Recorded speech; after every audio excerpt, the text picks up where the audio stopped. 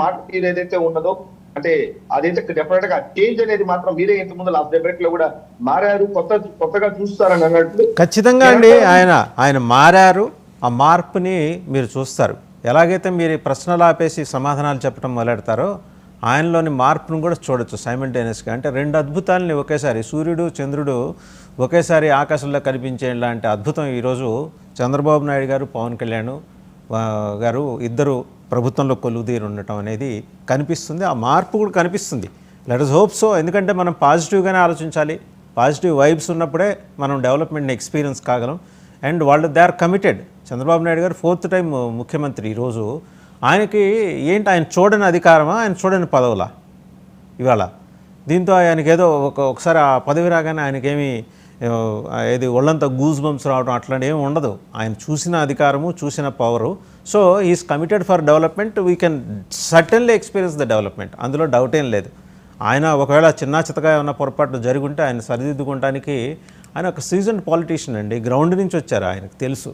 ఆయనేమి golden spoon తోటి పొట్ల సామాన్య మధ్యతరగతి కుటుంబం నుంచి పుట్టిన వ్యక్తి ఈరోజు ఈ స్థాయి దాకా ఎదిగాడంటే ఖచ్చితంగా లోటుపాట్లు, ఆటుపోట్లు అన్నీ చూసి వచ్చిన ఆయన.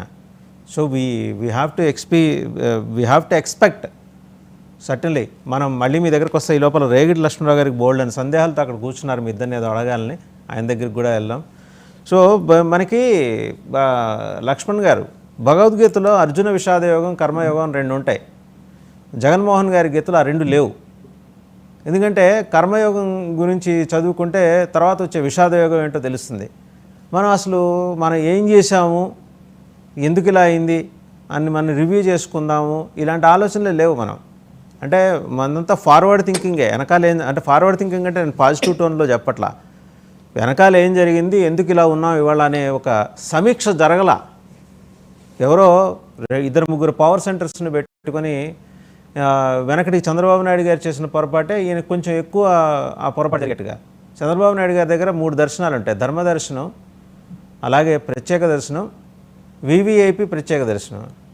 అవి చాలా రీజనబుల్గా ఉండేవి. ఈయన దగ్గర చూస్తే నేను పేరు చెప్పను కానీ ఒక కీలకమైన వ్యక్తి, ఒక సలహాదారు, ఒక అనకాపల్లికి చెందిన ఒక కీలకమైన నాయకుడు మళ్ళీ ఆయన టీడీపీలోకి వచ్చేసారు. వారి అబ్బాయి మీ సీఎం గారి అపాయింట్మెంట్ కోరితే వారికి వివిఐపి ప్రత్యేక దర్శనం కోసం వారిని అక్షరాలా అడిగింది 3 కోట్లు. దర్శనం కోసం 3 కోట్లు.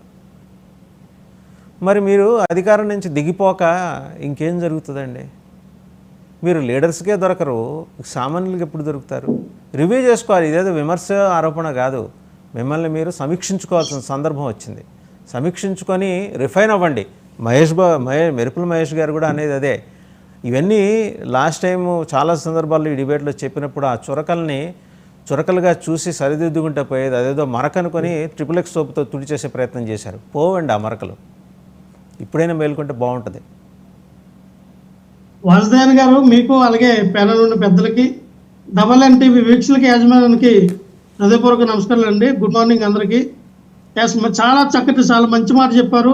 జగన్మోహన్ రెడ్డి గారు గత 10 రోజుల నుంచి సమీక్షిస్తున్నారు. ఎవరైతే అభ్యర్థులు, గెలిచిన అభ్యర్థులు కానీ, ఓడిపోయిన అభ్యర్థులు కానీ, అక్కడ స్థానికంగా ఏ జిల్లాలో, ఏ నియోజకవర్గంలో గట్టిగా ఇంపార్టెంట్గా పనిచేసిన నాయకులందరినీ కూడా పిలిచి అసలు ఓటమికి గల కారణాలు ఏంటి, అసలు ఏ విధంగా మనం ఓడిపోయి ఏం జరిగింది అనేది సమీక్షించడం జరుగుతోంది. తద్వారా మనం చేయవలసింది ఏంటి, ఏ విధంగా ముందుకెళ్దాం అని వాళ్ళ సలహాలు కూడా జగన్మోహన్ రెడ్డి గారు తీసుకోవడం జరుగుతోంది. ఎందుకంటే మీరు అనేది కరెక్ట్ చేశారు. ఎవరినైతే నమ్మి జగన్మోహన్ రెడ్డి గారు ఒక పవర్ ఆఫ్ సెంటర్గా నిలబెట్టారో వాళ్ళు జగన్మోహన్ రెడ్డి గారిని, వైఎస్ఆర్ పార్టీని ఇప్పుడు ఏమంటారు, ఒక నూతిలో తోసే రకంగా తయారైందనే విధానం అందరికీ తెలుసు. చాలా మంది వైఎస్ఆర్ పార్టీ